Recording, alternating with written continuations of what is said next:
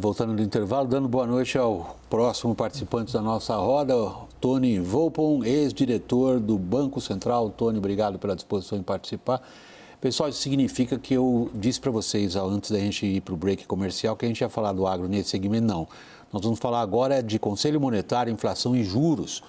Há uma reunião nessa quinta-feira, a pauta do encontro sugere a possibilidade de se estabelecer um novo prazo de referência para o sistema de metas da inflação.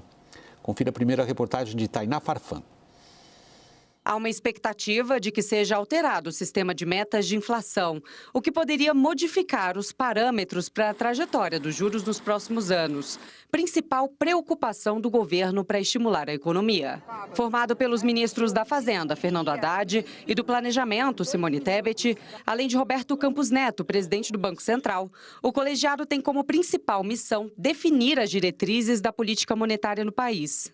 O encontro de quinta-feira será a primeira reunião de Campos Neto com Haddad, após a manutenção dos juros básicos do país em 13,75% ao ano. O ministro tem defendido publicamente a mudança para um sistema em que a meta de inflação seja contínua. Atualmente, ela é definida seguindo o ano do calendário e, caso a alteração se confirme, o objetivo seria perseguido por um período mais longo, que pode variar de 18 a 24 meses. O governo acredita que isso traria maior estabilidade e previsibilidade para a política monetária, permitindo que a autoridade monetária faça ajustes mais graduais de controle inflacionário. O sistema de metas busca um parâmetro de referência para as expectativas, fazendo com que o Banco Central tome medidas para tentar trazer a inflação para esse patamar. A meta para 2024 e 2025 é de 3%, com margem de tolerância de 1,5 ponto percentual, para mais ou para menos.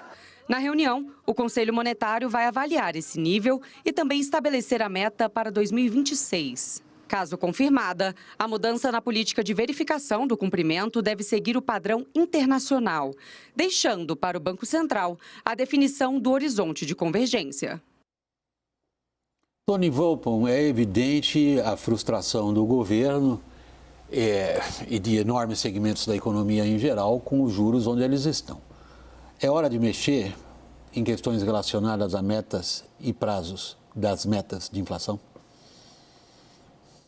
Eu acho que, como está sendo especulado, né, fazer essa mudança de sair desse sistema de ano calendário, que realmente eu acredito que só a Tailândia no mundo inteiro e o Brasil ainda tem esse sistema, né? E de fato ele não é seguido pelo Banco Central. O Banco Central já efetivamente trabalha com um horizonte mais longo, né? Tem essa prática dele se referir ao ano calendário no início do ano calendário, na medida que o ano caminha, como por exemplo agora ele já está falando de 24 e até falando de 25. Então seria sacramentar alguma coisa que na prática já está ocorrendo. Aí tem que ver como isso vai ser feito no detalhe, né? Porque tem uma questão que se você não tem uma data específica para verificar que a inflação esteja dentro daquele patamar perto da meta, né? Como que você vai fazer isso, né? Diferentes bancos centrais fazem isso de forma diferente. Vamos ver, né, qual será a decisão em termos de verificação. Eu acho que isso vai ser um ponto importante que ainda não está claro naquilo, né, que tem meio que vazado pela imprensa sobre essa questão. Raquel, o Tony nos dá uma ideia de uma série de dúvidas ainda. Quais são as suas? Dúvidas sobre o que o governo vai fazer? A reunião do Conselho Monetário Nacional. William, eu tenho apostas. Que não deixa de ser uma dúvida. Eu acho que o governo vai mexer muito pouco. Talvez vai apenas trabalhar um pouco essa questão da meta contínua. E na verdade, acho que não deveria mexer em nada neste momento, porque a gente está num momento delicado em que o Banco Central abre uma porta para começar a reduzir a taxa de juros. Isso está ali, claro, na ata do Copom de hoje. Você tem uma divisão dentro do colegiado, uma boa parte do colegiado já enxerga argumentos para você reduzir, começar a redução dos juros, outros ainda estão com um pouco de receio, você tem um mercado de trabalho ainda muito aquecido. Agora, a bola está um pouco com o governo, assim. Eu acho que isso o Banco Central ele deixa claro ali nas entrelinhas. Se o governo não mexer em nada, não assustar o mercado, não der nenhum tranco nas expectativas, acho que o cenário está meio posto para você iniciar essa queda de juros. Agora, se você, neste momento delicado, e se tornou ainda mais delicado por causa dos embates políticos, provocados pelo presidente Lula, embalados pelo setor privado, que é chamado por Lula a ficar reverberando esse discurso e o faz. Então, se você vai e mexe no termômetro e quebra o termômetro, vai deixar todo mundo meio confuso. Então, melhor não mexer agora. Daniel está me pedindo a palavra. William, tendência, todas as indicações que se ouvem aqui em Brasília vão na direção de que as metas serão mantidas onde estão. Não por desejo do presidente Lula e do governo, mas por um reconhecimento da equipe econômica de que mexer nelas neste momento pode provocar uma nova desancoragem das expectativas, ou seja, a passos muito lentos, a inflação está migrando em direção, a inflação projetada para 2024 está migrando em direção ao centro da meta. Ainda está um pouco longe, ainda está pelo Boletim Focus ali 3,98, se não me engano, pela projeção de muitos bancos 3,7, 3,8, mas existe um reconhecimento no mercado que se o Conselho Monetário Nacional preserva da forma como está, a tendência do próprio mercado é baixar ali em alguma coisa, 0,2, 0,3, talvez 0,1, um pouco menos, mas baixar um pouco mais as projeções e que isso facilita o início do corte do ciclo de queda dos juros. Só uma menção, William, acho que não dá para deixar da gente colocar esse ponto. A ata do Copom deu uma reviravolta nas expectativas e assim é tão importante os bancos centrais, de forma geral, serem claros na sua comunicação. O que me estranha é a gente ter saído da reunião do Copom 8 dias atrás com um sentimento de um Banco Central muito duro de que as taxas de juros só iam cair em setembro, ou seja, super hawkish, como se diz, e aí na semana seguinte vem uma ata na direção contrária. Eu acho que isso faz um pouco mal para o mercado, né? Isso desculpa rapidinho, claro. O que o Daniel está falando é o oposto do forward guidance, que foi bem esperado ali, que se tinha uma expectativa de que tivesse chegado para ficar, né? Só rapidinho, só porque eu já atrapalhei, interrompi aqui, o Tony colocou a dúvida que eu também tinha e tentei apurar no governo. Esse encaminhamento para a meta contínua é o que está mais forte ali. Mas essa questão como é que faz para prestar contas do cumprimento ou não dessa meta? Hoje, como é o ano calendário, chegou dezembro, né, no ano inteiro, não cumpriu a meta, o presidente do Banco Central tem que escrever a cartinha para o Congresso. Inclusive, Roberto Campos Neto fez isso nos últimos 2 anos. Este ano ainda pode ser que sim, pode ser que não. Não está claro ainda como é que vai ser, por exemplo, isso. Em que momento que o Banco Central teria que prestar esse esclarecimento ao Congresso. Mas essa tendência de meta contínua é o que se está apostando é mais forte. Um comentário rapidinho antes de voltar para o Tony sobre esse ponto da comunicação. Muita gente dentro do governo, principalmente dentro do Ministério da Fazenda, acha que o Banco Central está errando na comunicação. No parágrafo 19 lá da ata, eles explicam que eles ficaram em dúvida sobre como comunicar, se deviam deixar claro já ali esta divergência ou não. Agora também, William, existe uma tendência do mercado a ler as coisas com uma lente mais aguda, porque as oscilações também trazem movimentações de recursos, ainda mais num ambiente tão politizado, também fica mais agudo, porque quando a gente viu aquele comunicado, muita gente com quem eu falei... Você está falando da semana passada. Exato, da semana passada era dizer assim, tá neutro, ele não está se comprometendo com nada.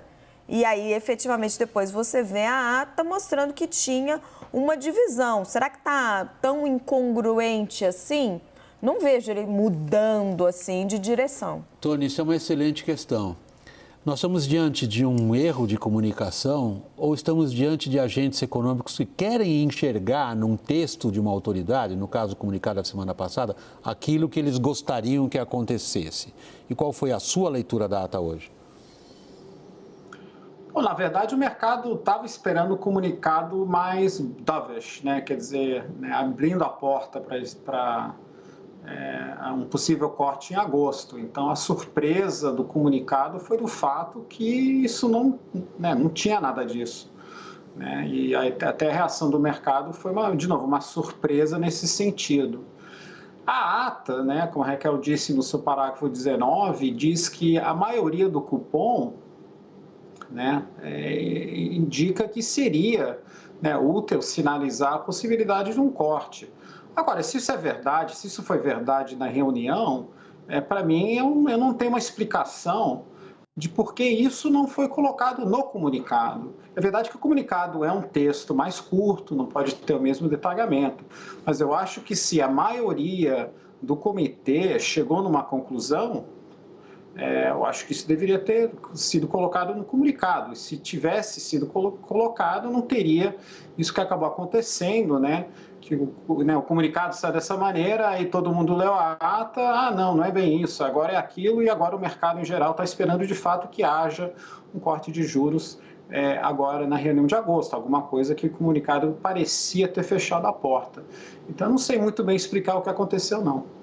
Como é que fica do ponto de vista das estratégias políticas do governo essa ata, então, Daniel? William, reforça para o governo, soa como música, né? Porque estava todo mundo já convencido de que as chances de um corte em agosto eram mínimas.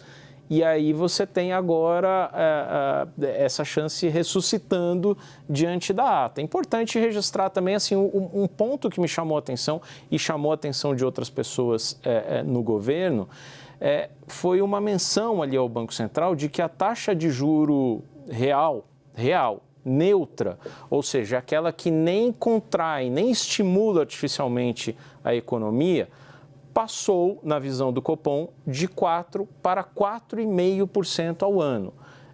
Isso também impõe um teto, um piso para a taxa Selic um pouco mais alto, porque eles estão dizendo, olha, se a gente baixar demais, a gente vai começar a alimentar a inflação com mais crescimento artificial.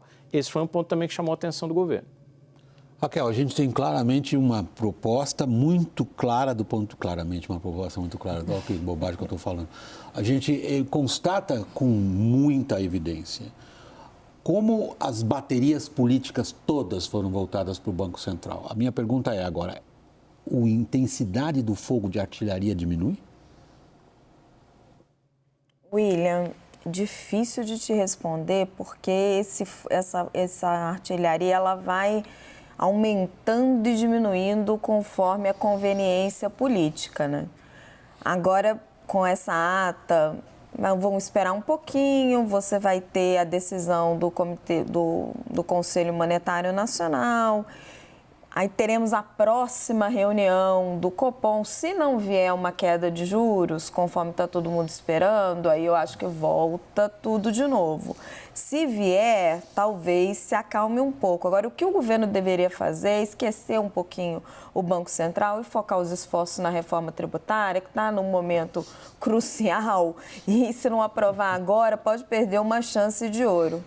Tem um capítulo antes nisso, né? Que é semana que vem a sabatina na CAI, Comissão de Assuntos Econômicos no Senado, do Gabriel Galípolo para a diretoria do Banco Central. E o que a gente já tem de informação, de apuração, que o próprio Galípolo vai ser tranquilo. Ele não vai precisar fazer artilharia. Quem vai fazer essa artilharia em nome do governo vão ser os senadores.